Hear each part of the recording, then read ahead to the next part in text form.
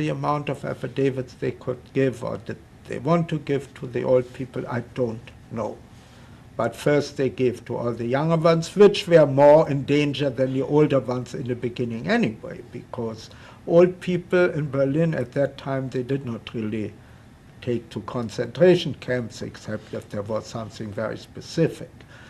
Young people, yes. So later on, of course, that went all by the wayside, as we unfortunately know. So had this business in Sweden for a long, long time already. He must have gone to Sweden in early 1930 or something. This was your mother's family? My mother's family, but really very, very far removed. I mean, not a direct cousin by a long shot. And anyway, I was now in Sweden, and we lived there. We were not allowed to work. We had to give an oath to the Swedish police that we would not work away from Swedish citizens. Of course, we did try to work here and there and make a little money here and there.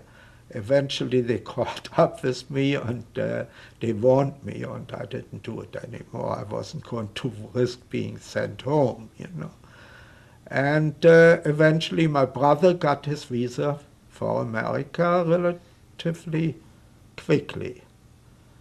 After about 8 months or so. The thing was this, the German quota was very over. There was a quota for every country, not like you have nowadays. And in as much as so many Jews now fled from Germany, the quota was way overfilled for years ahead. So you had an affidavit that didn't mean that you could immediately set sail for America.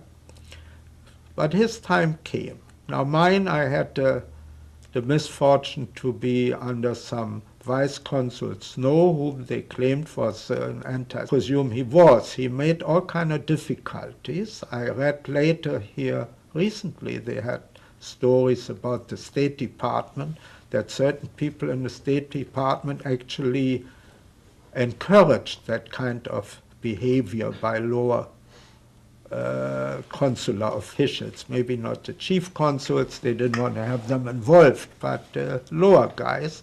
This was a young guy, vice consul, very young guy. And he claimed he couldn't find them, wasn't going to look for them, and I got stuck there. So finally, my father arranged through the through the American consulate in Berlin, that they sent him copies of the papers that he could not disavow that he had them.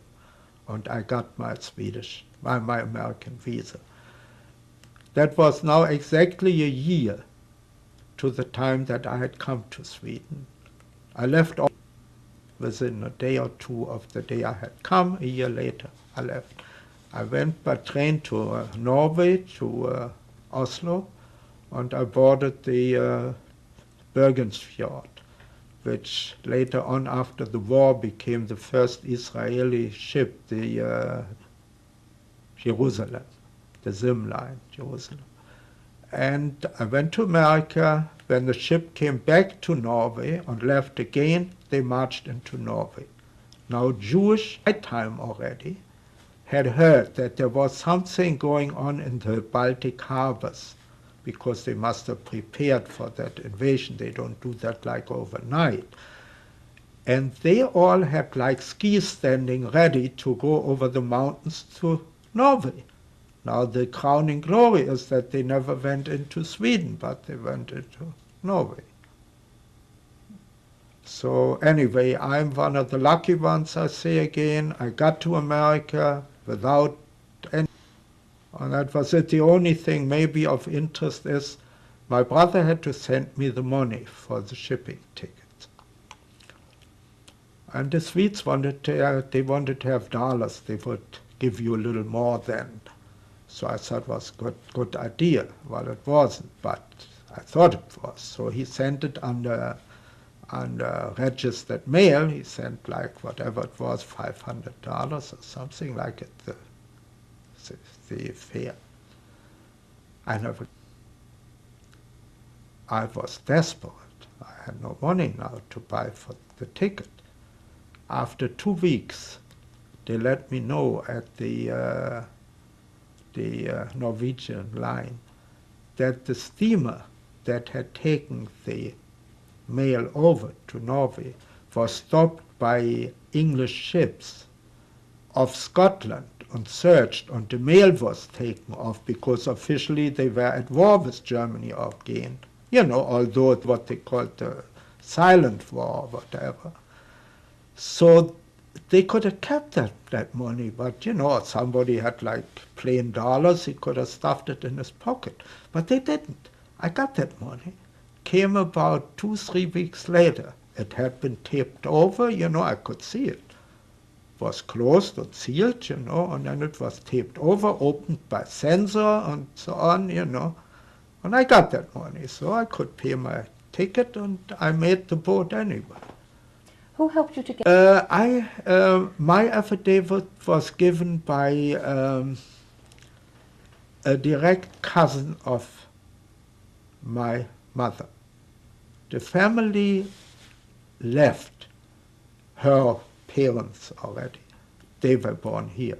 Her parents left in around 1880 or so. A whole bunch of people came from Germany, especially from the eastern part of Germany, to America because the cholera killed a lot of people.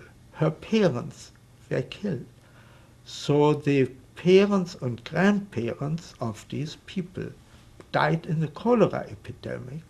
And somebody sent the children to America where there might have been some other relative. Anyway, they all became very, very rich here, or most of them anyway. And when the time came, the children now issue affidavits to the, in fact, in my case, when I had that, Consul Snow demanded not only an affidavit, but I had to show I owned a bank account here, so I would not fall. What was anyway. their name? Their name? The family name? Do you remember? Selma Price. Selma Price. Selma and Harry Price. His name was Price, but she was a, what was she?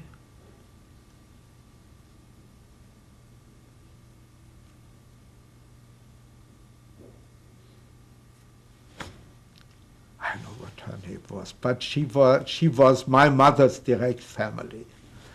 And anyway, this guy demanded that I had a bank account, so Uncle Harry opened a bank account for me at the Chase Bank at the time. I'll never forget. I had that money, a couple of $1,000. And the minute I saw Uncle Harry when I came over, I had to sign back the bank account. I mean, not that I wanted it, but it was so funny. It went right back to him. Did you have any help here from any Jewish organizations? Yes. When I came over, I took a job right away in some German outfit, also Jewish outfit. I worked there for 14, 15 weeks. And I didn't like it there anyway. I was very lonely in New York. It was a big city. I didn't know anybody. It was in love yet, I guess, with whom I had left in Sweden. And I was not happy here. And I had a cousin in Chicago who worked for some kind, as a salesman for some kind of furniture factory.